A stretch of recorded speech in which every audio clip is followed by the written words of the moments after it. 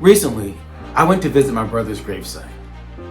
As it's nearing his birthday and the anniversary of his passing, I needed to be there. I needed to have a conversation with my brother.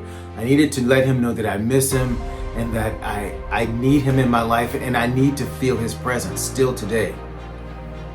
And so I shared with him. I was like, can you just show me a sign? Let me know that you're still with me, to give me a little peace.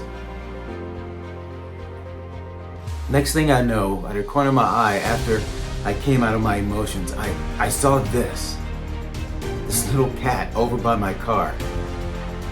Not knowing what to think, he then started coming towards me. Again, still not knowing what to think, because this is a feral cat and I don't know what the behavior is. But then this happened.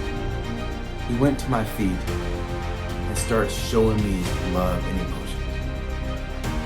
Thinking this was all just a coincidence, I tried not to read too much into it.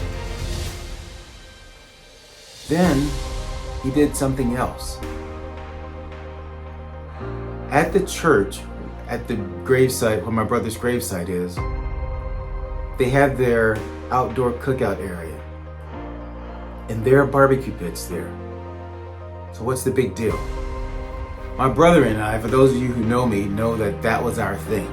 We both think we could out barbecue the other, and ours was always the best. And we'd even talked about opening up a restaurant together because that was our passion.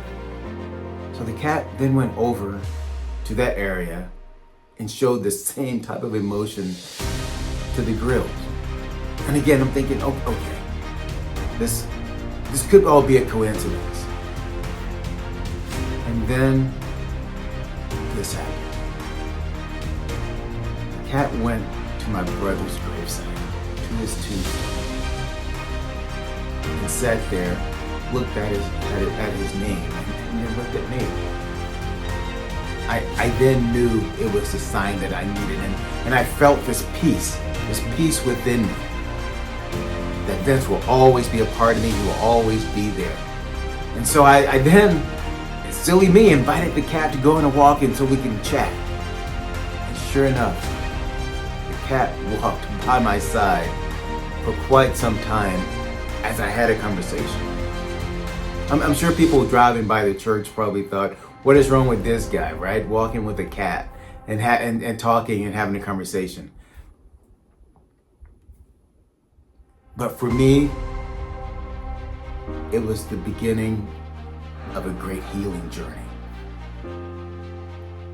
We ask for signs, we ask for things to let us know that those who have passed along are still with us.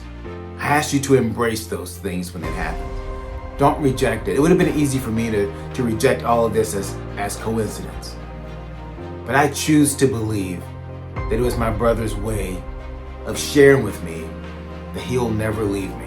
He will always be a part of me, and he will always be there for me, as always my protector, but as my big brother who will always be there. And so I challenge you to, when you have those moments, do the same, embrace it.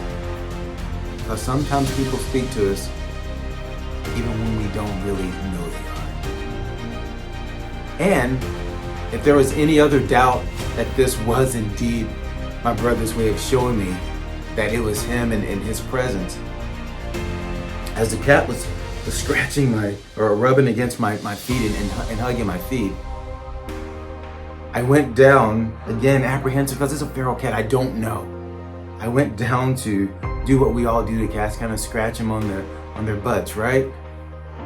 As I went to scratch him and show him affection back, the moment I touched there, he gave me the look of, man, if you don't get your hands off me. I'm like, that's my brother, for dadgum sure. So I'm just at peace, and I challenge you to find peace as well. Fulfill your destiny.